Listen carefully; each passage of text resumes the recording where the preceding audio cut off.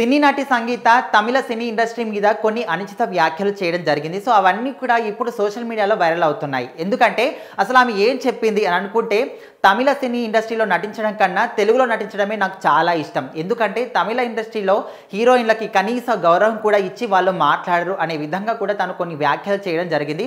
So అవన్నీ కూడా social మీడియాలో ఇప్పుడు అందరూ కూడా దాని గురించే మాట్లాడుకోవడం జరుగుతుంది. సో ఎందుకంటే ఇక్కడ గమనించాల్సిన విషయం ఏమిటంటే, సినీ నటి సంగీత తమిళానికి చెందిన అమ్మాయి అక్కడ గమనించాల్సిన విషయం. సో మరి అక్కడ నుంచి వచ్చిన అమ్మాయి వాళ్ళ గురించి ఈ విధంగా మాట్లాడడం ఏంటి అని కూడా చాలా మంది ఆశ్చర్యానికి లోనవుతున్నారు. సో ఎందుకు తను ఆ విధంగా మాట్లాడిందంటే, అక్కడ ఏ సినిమాలు నటించినప్పటికీ కూడా తనకు క్యారెక్టర్ కోసం కాల్ చేయడం జరుగుతుంది. సో వాళ్ళు ఏ విధంగా మాట్లాడతారంటే, సో తను ఏ విధంగా నటించాలి, తనకు పారితోషికం ఎంత ఇవ్వాలి అనేవి ప్రతి ఒక్కటి కూడా వాళ్ళే డిసైడ్ చేయడం, కనీసం మర్యాద కూడా ఇవ్వకుండా మాట్లాడడం, ఇలాంటివన్నీ కూడా చేస్తుంటారట. సో అక్కడ తమిళ ఇండస్ట్రీతో పోల్చుకుంటే మన తెలుగు సినిమా ఇండస్ట్రీలో తనకు గౌరవంతో పాటు పారితోషికం కూడా భారీగానే ఇస్తారు.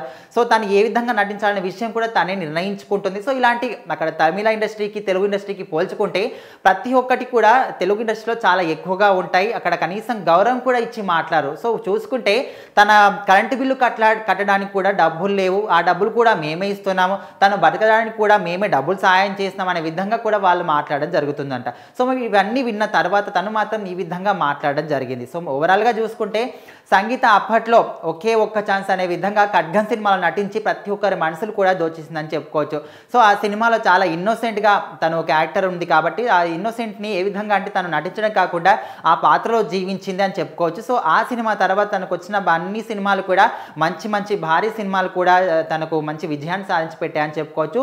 సో ప్రజెంట్ సంగీత మాత్రం తన పెళ్ళైన తర్వాత సినిమాలకు కొంచెం బ్రేక్ వేసినప్పటికీ కూడా ఇప్పుడు మాత్రం కొన్ని చిన్న క్యారెక్టర్లు రావడం, ఆ క్యారెక్టర్లు చేయడం అండ్ కొన్ని షోస్కి కూడా హోస్ట్గా నిర్వహించడం ఇలాంటివన్నీ కూడా చేస్తుంది. సో మరి తమిళంలో కూడా కొన్ని మంచి సినిమాలు చేసి 10కి పైగానే సినిమాలు చేసినప్పటికీ కూడా తను అక్కడ అమ్మాయి అయినప్పటికీ కూడా తెలుగులో తనకు ఎక్కువగా సినిమాలు ఆఫర్స్ రావడం, ఒక విధంగా చూసుకుంటే సంక్రాంతి సినిమాలో జగపతి బాబు కావచ్చు, వెంకటేష్ కావచ్చు, అప్పట్లో ఉన్న స్టార్ హీరోలు అందరితో కూడా సంగీత నటించింది, మంచి పేరు సంపాదించుకుంది. సో మరి మన తెలుగు ఇండస్ట్రీలో ఇప్పటికి కూడా తనకు మంచి క్యారెక్టర్లు రావడం, ఇప్పటికి కూడా మనకు ఆచార్య సినిమాలో శివుడికి సంబంధించిన ఒక సాంగ్ చేయడం, దాని తర్వాత కూడా తనకు మంచి పేరు రావడం, ఇలాంటివన్నీ కూడా ఇప్పటికీ జరుగుతున్నాయి. సో మరి ఇప్పుడు అయితే తను కొన్ని షోస్లో హోస్ట్గా ఉండడం, కొన్ని సినిమాలు చిన్న క్యారెక్టర్ రావడం, అవి వచ్చిన ప్రతి ఒక్క క్యారెక్టర్ని కూడా వదులుకోకుండా ఇప్పుడు తను చేస్తుందని చెప్పుకోవచ్చు. సో మరి ఇప్పుడు కావచ్చు ఎప్పటికి కూడా తెలుగు ఇండస్ట్రీలోనే సినిమాలు చేస్తాను అనే విధంగా కూడా తను చెప్పడం జరిగింది. ఎందుకంటే అక్కడ తమిళంతో పోల్చుకుంటే మన తెలుగులో మనకు పారితోషికం ఎక్కువగానే ఉంటుంది. ఎవరికన్నా అంటే మన తెలుగు ఇండస్ట్రీలో ఎట్లా అంటే తను కన్నడ అమ్మాయి కావచ్చు, తమిళం అమ్మాయి కావచ్చు, లేకపోతే మహారాష్ట్ర ఎక్కడి నుంచి వచ్చినా కూడా మన తెలుగు ఇండస్ట్రీలో మంచి పేరు లభిస్తుంది.